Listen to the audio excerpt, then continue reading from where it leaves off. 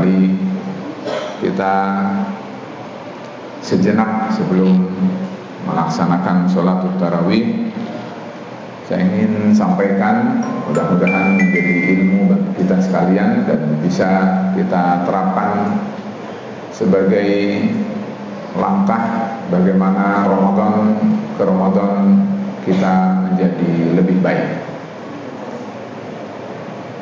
agar kita berpeluang memperoleh rahmat Allah Subhanahu wa ta'ala.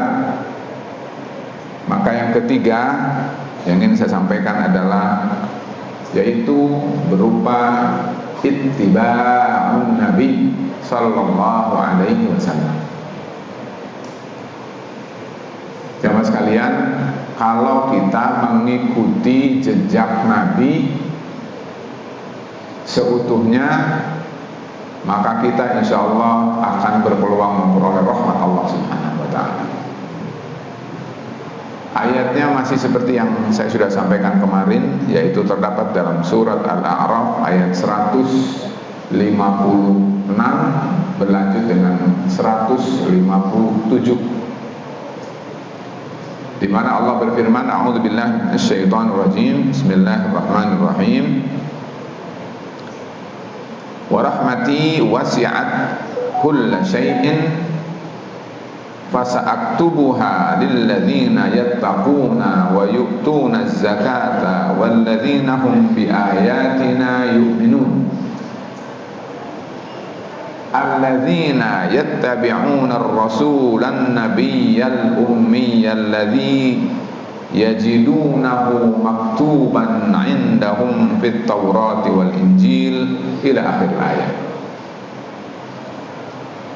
Yang ingin saya garis bawahi adalah bahwa ayat ini memberikan faidah kepada kita bahwa rahmat Allah akan Allah berikan kepada siapa yang mengikuti Nabi Muhammad sallallahu alaihi wasallam.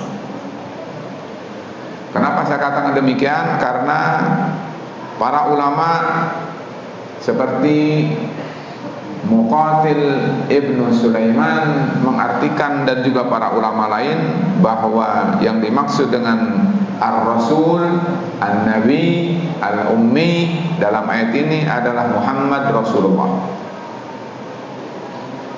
Al-Imam Ibnu Katsir menyatakan bahwa, kata beliau, bahwa yang ummi, Nabi yang ummi, itu yang dimaksud adalah Muhammad Rasulullah sallallahu alaihi wasallam, di mana Allah telah kabarkan kepada nabi-nabi dan umat-umat sebelum Rasulullah SAW lahir, sebelum umatnya berada, semua sudah diberitakan bahwa nanti di akhir zaman akan Allah munculkan seorang nabi namanya Muhammad. Bahkan disampaikan bahwa nabi itu adalah ummi, dan yang dimaksud dengan ummi adalah la yaktub wa la yaqra, tidak membaca dan tidak menulis.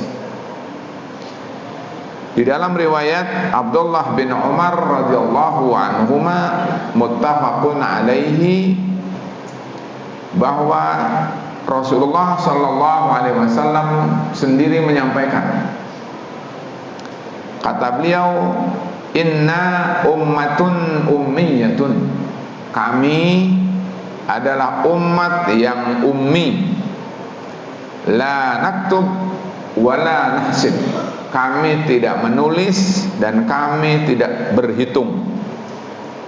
Lalu menjelaskan tentang bulan, satu bulan isinya berapa hari, tetapi diawali dengan penjelasan bahwa kami Muhammad SAW adalah tidak membaca dan tidak menulis. Jadi sudah Allah rencanakan memang bahwa bagian dari mukjizat Rasulullah SAW dan Nabi akhir zaman adalah ummi.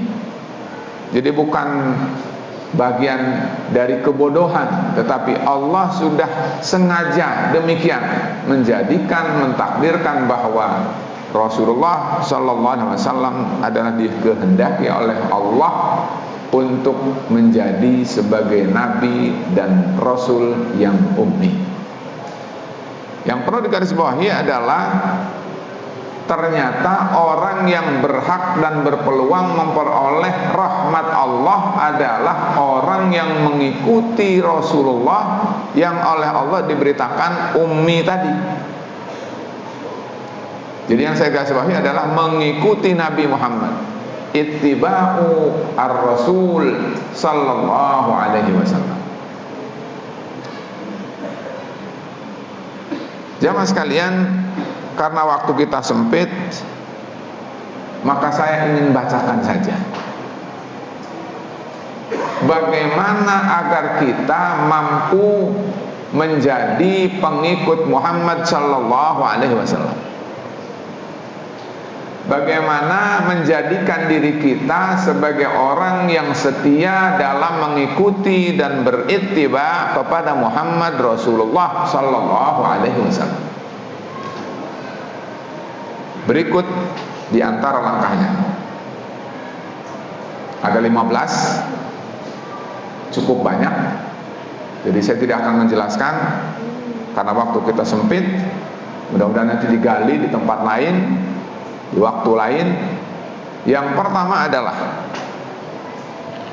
meyakini bahwa Nabi Muhammad sallallahu alaihi wasallam adalah manusia sempurna, pilihan Allah yang maha berkuasa dan maha benar.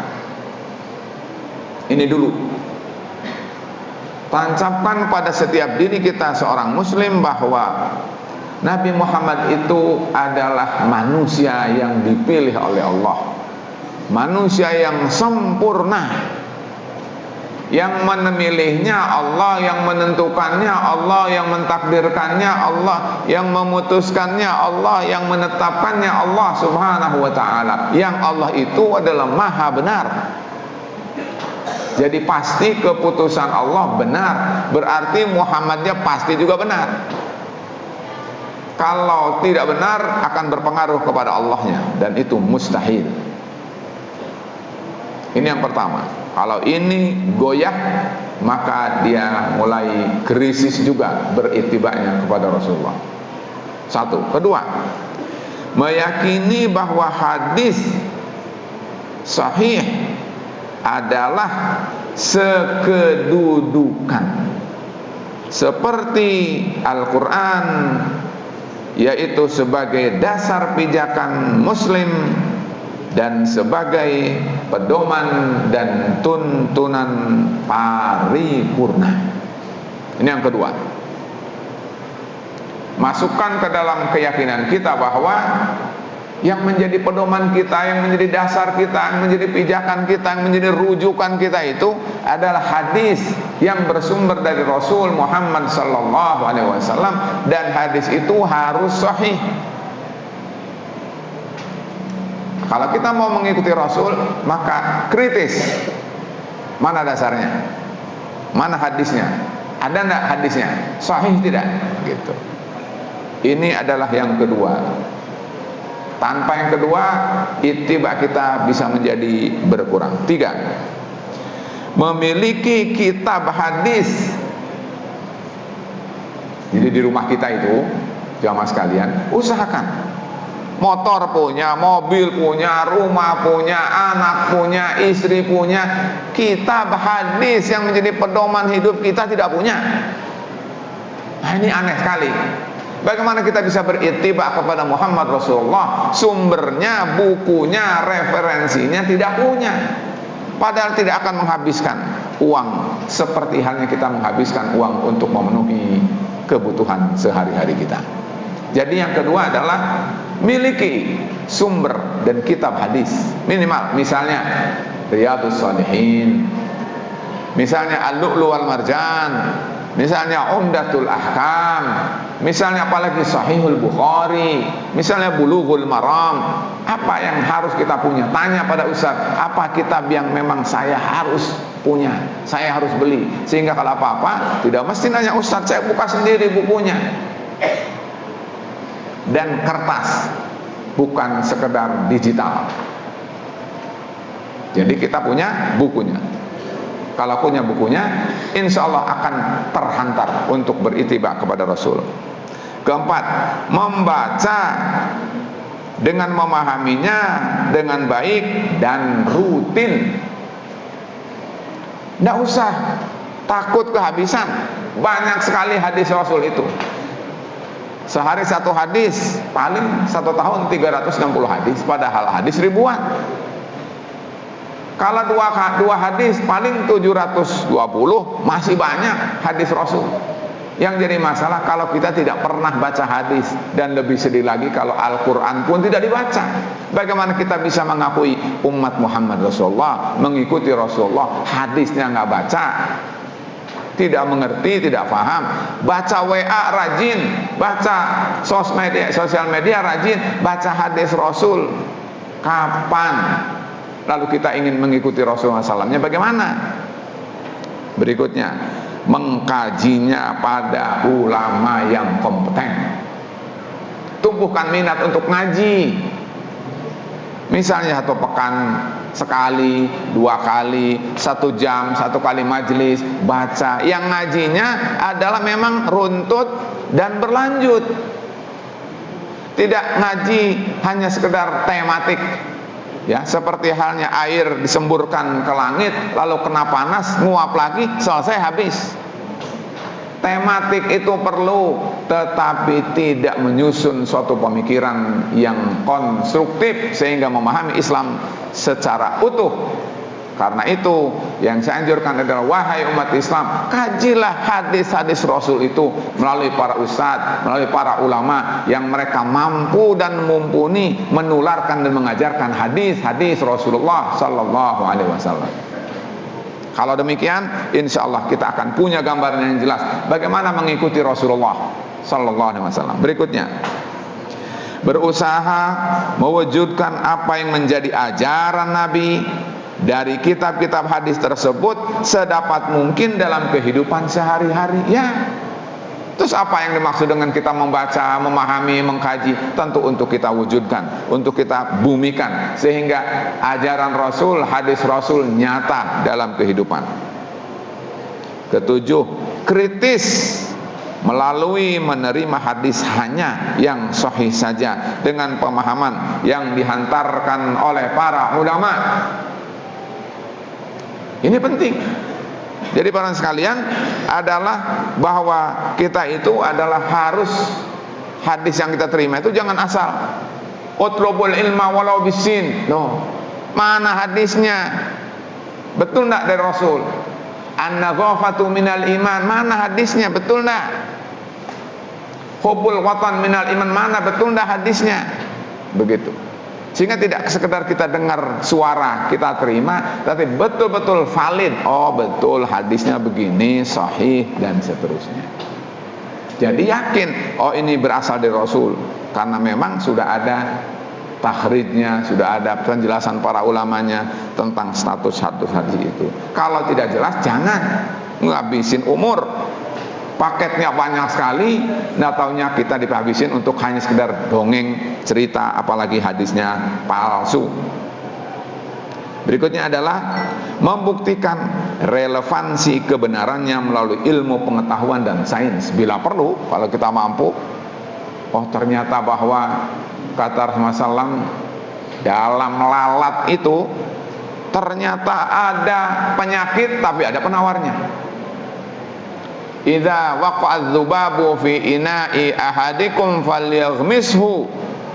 Kalau di minuman kita itu terkena lalat, kata Rasul, tenggelamkan saja. Karena apa? Fa inna fi ihda janahaihi da'un wa fil akhari dawa'un. Katanya Rasul bahwa di sebelah sayapnya itu ada penyakitnya, tapi di sebelahnya ada penawarnya, ada obatnya. Dan itu perlu pembuktian, dan sudah terbukti ternyata ahli membuktikan benar hadis itu. Artinya Rasul bersabda dan dia merupakan mukjizat sekaligus, karena apa yang disabdakan Rasul benar. Dan banyak yang seperti itu. Para jamaah sekalian, berikutnya adalah yang ke-9, mengajak orang lain dalam mengamalkan hadis-hadis Nabi melalui media yang ada dan memungkinkan. Apa saja? pakai WA kayak, pakai Facebook kayak, pakai Instagram kayak. Ayo ajak, rangsang orang terdekat dari kita, saudara kita, supaya bersama kita menjalankan, mengamalkan hadis-hadis Rasul Sallallahu Alaihi Wasallam, yang bisa pribadi-pribadi, yang bisa bergandeng tangan bekerja sama dengan orang lain. Hayo, yang jelas kita semua mengamalkan hadis Rasulullah Sallallahu Alaihi Wasallam. Berikutnya 10, mengajarkan dan mewariskan hadis pada siapa saja, terutama generasi penerus. Hadis itu adalah diwariskan, disampaikan terutama bagi orang yang kalau kita mati mereka akan teruskan. Nggak usah kikir, sampaikan saja. Insya Allah mereka yang akan memahami, mungkin mereka lah yang akan meneruskan dan melanjutkan, sehingga estafeta daripada hadis ini akan sampai ke generasi berikutnya dan berikutnya dan seterusnya, sehingga kita bisa mengikuti Rasulullah Sallallahu Alaihi Wasallam.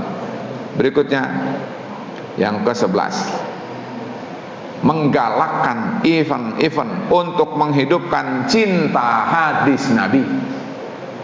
Mungkin melalui lomba, mungkin melalui kegiatan di sekolah, mungkin kegiatan di lingkungan masyarakat. Gimana orang supaya kenal hadis, lalu mereka cinta pada hadis. Oh ini hadis Rasul, oh ini hadis Rasul.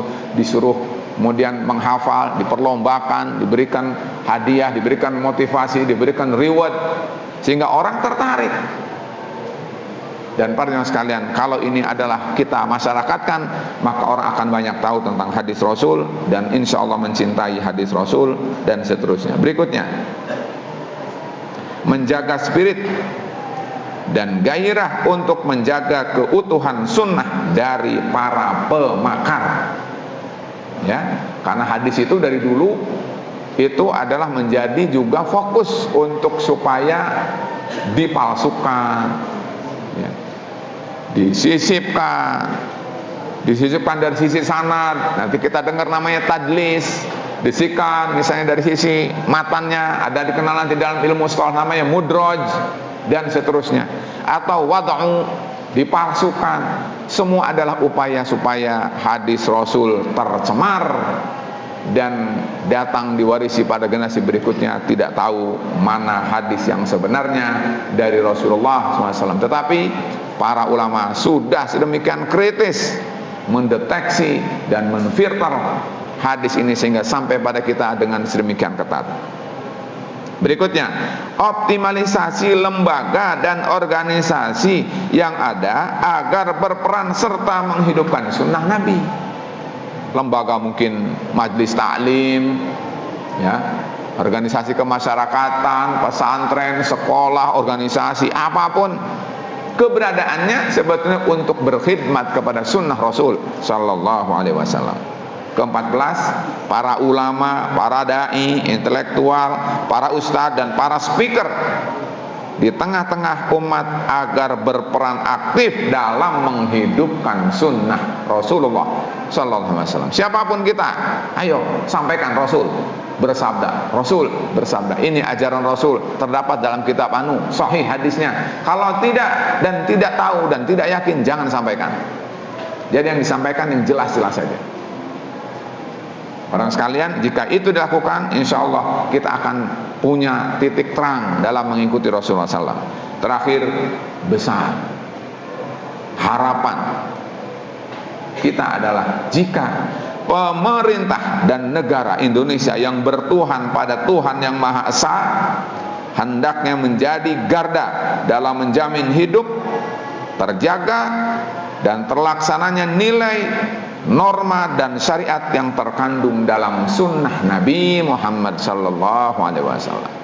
Jadi kalau ya pemerintah tahu ini sama dengan menjaga keutuhan umat Islam, menjaga tentu adalah keberlangsungan syariat Islam, dan ini adalah tentu andil yang besar bagi mereka mendapat pahala, bagi umat menjadi merupakan bagian dari pendidikan yang sangat penting, sehingga sunnah akan terus diketahui dan dipelajari, yang pada akhirnya adalah akan diikuti. Tapi kalau tidak dilakukan, apalagi berbagai poin ini adalah gaib, tidak ada di masyarakat, maka wajar ya. Aneh, sunnah Rasul dianggap aneh, gharib. Sebelum sunnah Rasul dianggap aneh, marilah kita berperan serta untuk mengkaji, menggali sunnah-sunnah Rasul, sehingga kita bisa memungkinkan mengikuti dan berittiba kepada Nabi Muhammad sallallahu alaihi wasallam. Demikian, mudah-mudahan bermanfaat. Wabillahi at-taufiq wal hidayah. Wassalamualaikum warahmatullahi wabarakatuh.